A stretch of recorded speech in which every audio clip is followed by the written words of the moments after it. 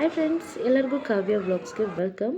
ನಾನು ಇವತ್ತು ನನ್ನ ಮನೆ ಪ್ಲ್ಯಾಂಟನ್ನು ಹೇಗೆ ನಾನು ಕಾಪಾಡ್ಕೋತೀನಿ, ಹೇಗೆ ಫ್ರೆಶ್ ಆಗಿ ಇಟ್ಕೋತೀನಿ ಅಂತ ತೋರಿಸ್ತಾ ಇದ್ದೀನಿ.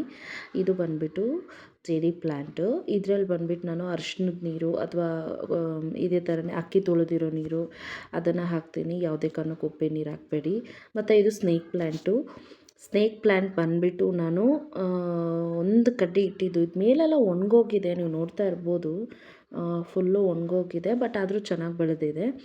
ಇದು ಇನ್ನೂ ಒಂದು ಪ್ಲ್ಯಾಂಟ್ ಹೆಸರು ಮರ್ತೋಗ್ಬಿಟ್ಟಿದ್ದೀನಿ, ಸಾರಿ ಫ್ರೆಂಡ್ಸ್.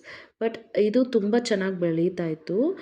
ಇದು ಅಷ್ಟೇ ಮಧ್ಯದಲ್ಲಿ ಒಂದು ಸ್ವಲ್ಪ ಒಣಗ್ದಂಗೆ ಆಗ್ತಿತ್ತು, ಒಳಗಡೆ ಎಲ್ಲ ಒಂಥರ ಇದಾಗ್ತಿತ್ತು. ಸೊ ನಾನೀಗ ಅರಿಶಿಣದ ನೀರು ಹಾಕೋದ್ರಿಂದ ಅಥವಾ ಅಕ್ಕಿ ನೀರು ಹಾಕೋದ್ರಿಂದ ತುಂಬ ಚೆನ್ನಾಗಿ ಬೆಳೀತಾ ಇದೆ. ಅದ್ರ ಬಗ್ಗೆ ಏನೂ ಇಲ್ಲ. ಆಮೇಲೆ ಟೀ ಪುಡಿ ನೀರೇನೋ ಹಾಕ್ತೀನಿ ನಾನು. ಟೀ ಪುಡಿ ರಾತ್ರಿ ಎಲ್ಲ ನೆನೆಸ್ಬಿಟ್ಟು ಬೆಳಗ್ಗೆ ಎದ್ದು ಆ ನೀರಿಗೆ ಅಕ್ಕಿ ನೀರನ್ನು ಹಾಕಿ ಸ್ವಲ್ಪ ಮೊಸರನ್ನ ಹಾಕ್ತೀನಿ. 1 ಲೀಟ್ರ್ ಬಾಟ್ಲಲ್ಲಿ ಇಟ್ಟಿದ್ದು ಅದನ್ನ ಸ್ವಲ್ಪನೇ ಹಾಕ್ಕೊಂಡು ಸ್ಪ್ರೇ ಮಾಡ್ತೀನಿ. ಈ ಥರ ಸ್ಪ್ರೇ ಬಾಟಲಿಂದ ಸ್ಪ್ರೇ ಮಾಡೋದ್ರಿಂದ ತುಂಬ ಚೆನ್ನಾಗಿ ಗಿಡ ಬೆಳ್ಕೊಳ್ಳುತ್ತೆ. ಆಮೇಲೆ ಇನ್ನೂ ಒಂದು ಏನಂದರೆ, ಇದಕ್ಕೆ ಜಾಸ್ತಿ ನೀರು ಹಾಕಬೇಕು ಅಂತೇನಿಲ್ಲ. ಈ ಥರ ಲೈಕ್ ಒಂದು ಚೊಂಬಲ್ಲಿ ಮಗ್ಗಲ್ಲಿ ತೊಗೊಂಡು ನೀರು ಹಾಕಬೇಕು ಅನ್ನೋದೇನಿಲ್ಲ. ಸ್ಪ್ರೇಯಿಂದ ದಿನ ಒಂದು ಸ್ವಲ್ಪ ಹೊಡೆದ್ರೆ ಸಾಕು. ಬಾಲ್ಕನಿಯಲ್ಲಿ ಅಷ್ಟಾಗಿ ಬಿಸಿಲು ಬರಲ್ಲ. ಇದು ಈ ನೀರಿಗೆ ಇಷ್ಟು ಸರಿ ಹೋಗುತ್ತೆ ಅಂತ ಅಂದ್ಕೊತೀನಿ. ಆಮೇಲೆ ಈ ಜೇಡಿ ಪ್ಲ್ಯಾಂಟ್ ಅಂತ ಏನಿದೆಯಲ್ಲ, ಇದಕ್ಕೂ ಅಷ್ಟೇ ಜಾಸ್ತಿ ನೀರು ತೊಗೊಳ್ಳಲ್ಲ ಇದು. ಬಟ್ ಮಣ್ಣು ಒಣಗದೇ ಇರೋ ಮಟ್ಟಕ್ಕೆ ನೀರು ಹಾಕ್ಕೋಬೇಕು ಅಷ್ಟೇ. ಆಮೇಲೆ ಬಾಳೆಹಣ್ಣು ಏನಾದರೂ ತಿಂದರೆ ಅದ್ರ ಸಿಪ್ಪೆನೂ ಹಾಕ್ಕೋಬೋದು. ಮತ್ತು ನೆಕ್ಸ್ಟ್ ಏನಂದರೆ, ನಾನು ಹೊರಗಡೆ ಹೋಗಿದ್ದಾಗ ಒಂದು ಟೊಮೊಟೊ ಹಣ್ಣಿನ ಥರ ಒಂದು ಫ್ರೂಟ್ ನೋಡಿದ್ದೆ. ಇದೇ ಫ್ರೂಟು. ಈ ಫ್ರೂಟ್ ಬಂದುಬಿಟ್ಟು ಅಷ್ಟೇನು ಸ್ವೀಟ್ ಅನ್ನಲಿಲ್ಲ, ಬಟ್ ಚೆನ್ನಾಗಿದೆ ಫ್ರೆಂಡ್ಸ್, ಟ್ರೈ ಮಾಡಿ.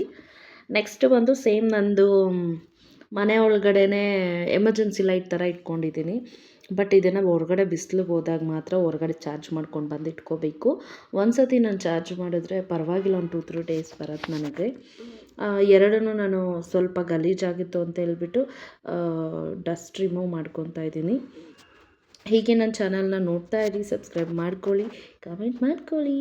ಹಾಗೆ ಏನಾದರೂ ತಪ್ಪಿದ್ದಲ್ಲಿ ಪ್ಲೀಸ್ ಕಾಮೆಂಟಲ್ಲಿ ತಿಳಿಸ್ಕೊಡಿ. ನಾನು ನೆಕ್ಸ್ಟ್ ಅದ್ರ ಬಗ್ಗೆ ವೀಡಿಯೋ ಮಾಡ್ತೀನಿ.